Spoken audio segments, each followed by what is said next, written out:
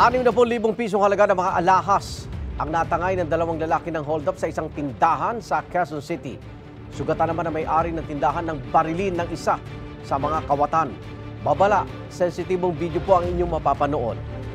May unang balita si James Agustin. Kuha ang tagpong ito noong October 8 sa loob ng isang tindahan sa Barangay Katipunan, Quezon City.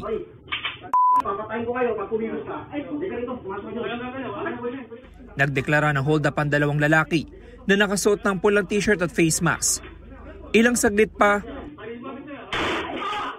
umalingaw ang putok ng baril. Napaupo ang lalaki may-ari ng tindahan. Ang mga hold-upper kinuha ang kanyang mga alahas. Mabilis na tumakas ang mga sospek. Sugatan ng may-ari ng tindahan na tinamaan ng bala ng baril sa kanyang kanang hita. Itong suspect number 1 nag-declare ng hold-up.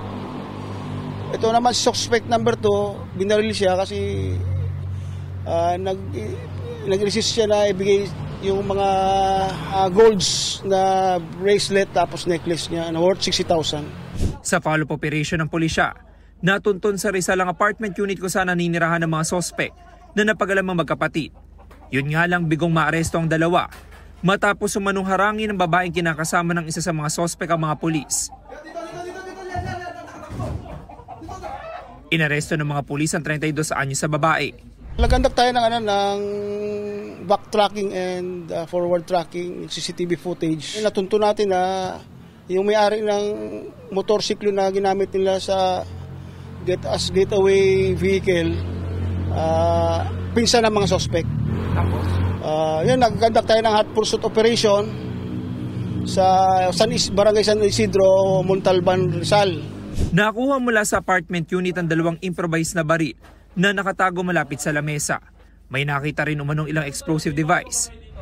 Patuloy na tinutugis ng pulisya ang magkapatid na sospek. Ang isa ay dati nang may kasong may kinalaman sa illegal na droga, habang ang isa pa ay napag-alamang may 14 na kaso ng robbery at carnapping.